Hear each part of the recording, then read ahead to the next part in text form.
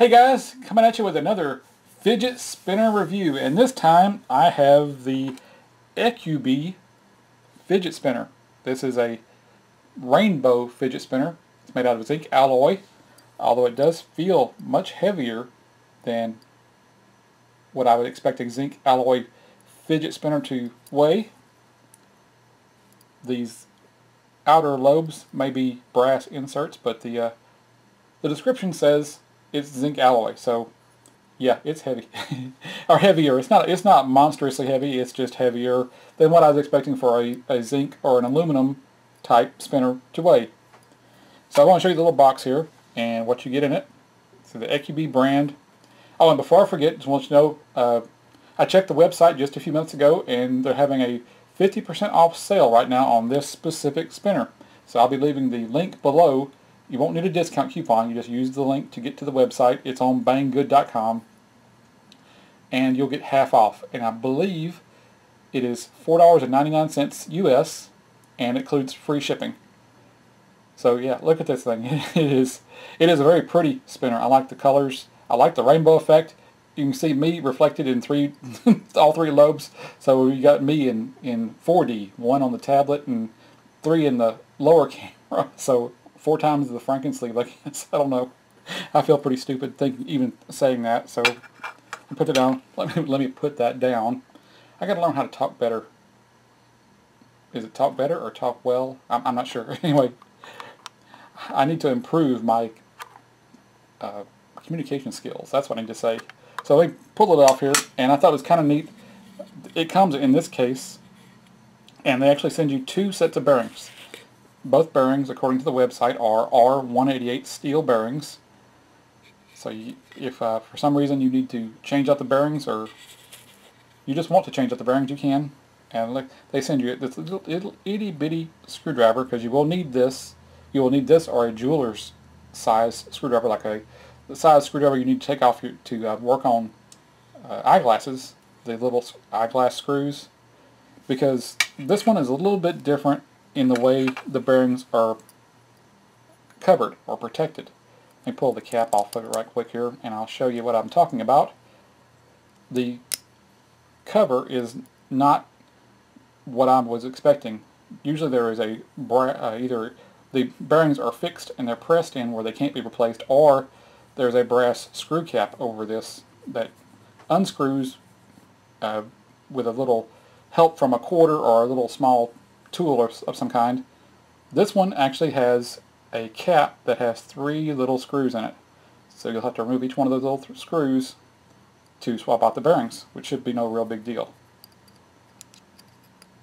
Just be sure and hang on to the screwdriver that comes with the kit. So this one, according to the website, the shipping weight is approximately 83 grams. I weighed this one and it came in at 79 grams, which is 2.8 ounces.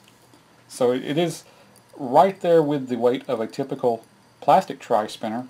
Most of my tri-spinners made out of plastic that I've handled come in at like 2.7, 2.75 ounces. This one's just a slightly bit smaller, so it'll be a little bit easier to carry in your pocket. It will be better for someone with smaller hands. As you can see, there's plenty of clearance between my fingers and the webbing on my hand, which for smaller hands, younger people, someone below the age of say 7 or 6, that can be an issue where they want to spin the spinner vertically like this. It often winds up hitting the webbing in the hand right there. So this gives you a few more inches of clearance, and I'm trying to press it in close, and that's about as far as I can get it to the webbing on my hand. But I wanted to show you the strobe effect on it and how the lights hit it. Kind of do it in slow motion here so you can maybe see your favorite take on the way the light hits it. Spin time is estimated to be between 2 and 4 minutes, and will probably increase from whatever you get right out of the box. It will probably get better because these are steel bearings and they probably have a little bit of factory oil in there, and who knows, maybe a little bit of dust that has settled on the product or settled on the bearings before they were actually installed. So I would give this a few hours of break-in time to see if the spin time increases and the smoothness increases as the bearings kind of make their own little groove in the bearing housing in the race. If I get that wrong, let me know. Like I keep saying, I keep looking at different photographs of exploded views of bearings, and depending on what company you're looking at, what company website I'm looking at, they will have different names for the different parts of the bearing. Some people will call that little separator that holds the bearings apart in the inside the housing. Some people call it a guide.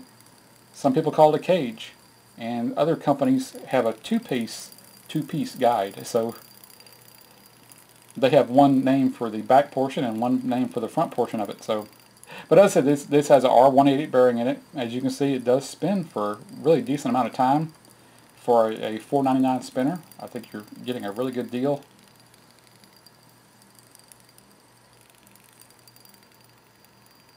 And I was trying to hold still there so you kind of hear the sound.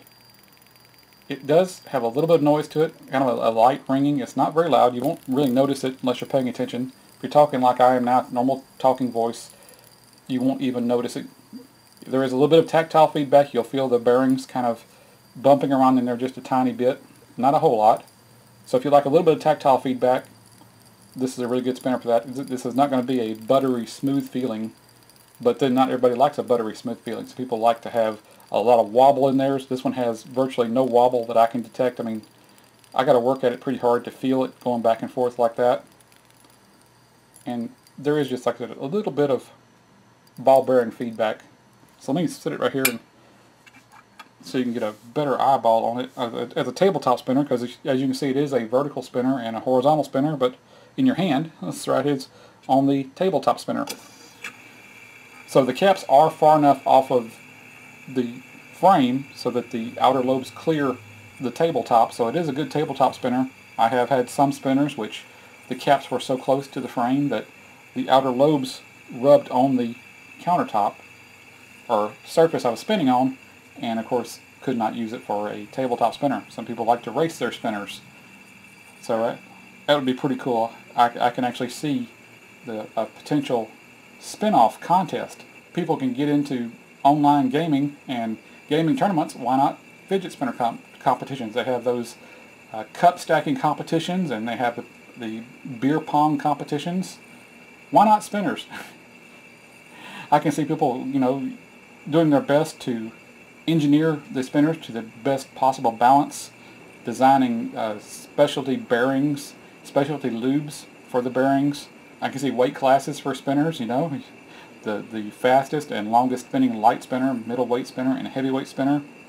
The same thing goes for materials. The longest spinning wooden spinners, plastic spinners, zinc, aluminum, copper, brass, and maybe there's an unlimited class where you can just do whatever you want to, like MMA fighting was when it first started out, when it was just 2 men enter, 1 man leaves. It didn't matter whether you were a sumo wrestler or if you were a boxing champion. 2 people went in, just whatever skills they had, they went in there. There was no rules except don't kill each other, I guess. As you can see, this thing's spinning for a pretty good long time. So I think it's going to easily clear the 2-minute mark. You can see it's got a really nice strobe effect. I'm going to go ahead and slow it down, because I'm getting more and more comments about, people are moving more towards the feel of the spinner and the look of the spinner more than the desire for a long spin time. I mean, it is nice to have be able to say, my spinner spins for X amount of minutes, but really, when it comes down to it, it's about how it feels and how it looks. If it doesn't feel right, it doesn't look right, you're not going to spin it.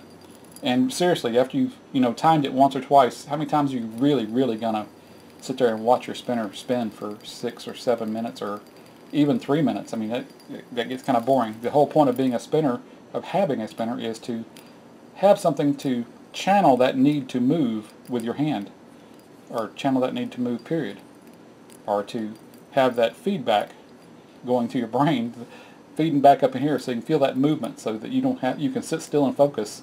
If you're in a classroom, you're in church, you're in the car, you're in line at the movies, you can use these as a tool to help you stay patient and rid yourself of that need to move, and just and you can do it in a way that does not distract people around you or cause any kind of an issue with the people around you. I had a guy I worked with who, this was before fidget spinners came out. This was about 2 years ago. He could not sit at his desk without slamming the keyboard or beating on the desk or doing something. Or at multiple points in the daytime, he would get frustrated with what he was working on, and he would lose his concentration. Something would just tick him off, and he was constantly clicking a pen, tapping his feet, kicking the inside of the desk.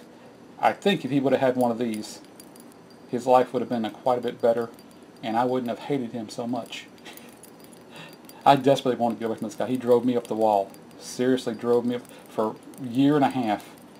And finally, between his personality and his explosive temper, I finally found another job and walked out. Left him. Told my manager, said, "You and him can have a happy life together. I am out of here, bitches." So, yeah, this wraps it up for the little spinner and my little philosophy on spinners. Let me know what you think about them. I mean, what is your opinion? Do you think we should be moving away from bragging about spin times and talking more and more about how the spinner feels, how it feels when you flick it? You know, if it's a two-handed spinner like this, you know, using two hands, or if you prefer to spin it, you know, with your fingertip like this, which is not my favorite movement. My favorite movement is using the ring finger, but I've seen lots of people, especially ladies and little kids, you know, 5-year-olds, 6-year-olds, they do it from the top, and it just never occurred to me. So let me know what you think about your favorite way to spin your spinner, if it's on the tabletop, if it's two-handed, ring finger, or index finger. Let me know. And let me know your opinion about this spinner too. If you would, if you like these videos, if you don't like these videos, you know, please thumb it up, thumb it down. Leave me a comment. I'm always looking to improve these videos and give you the videos you want to watch. And if you don't like these kinds of spinners, then I will stop reviewing these and I'll move on to finding other types of spinners. So, if you don't mind, thumb up the video, thumb down the video. If you would, turn on your notifications so that you will get the latest updates from my channel and be notified when I put out a new video for the 10K fidget spinner giveaway. That is my goal still. It's just not kicked off, but I really do intend to set a goal, or reach my goal, of giving away 10,000 spinners before the end of the year, or die trying. I wouldn't say die trying, but I'm going to do everything I possibly can to give away 10,000 spinners. I'm going to do my best to get other spinner companies to help me give away 10,000 spinners. So yeah, hope you like this video. If you don't like it, please let me know, and I will talk to you later.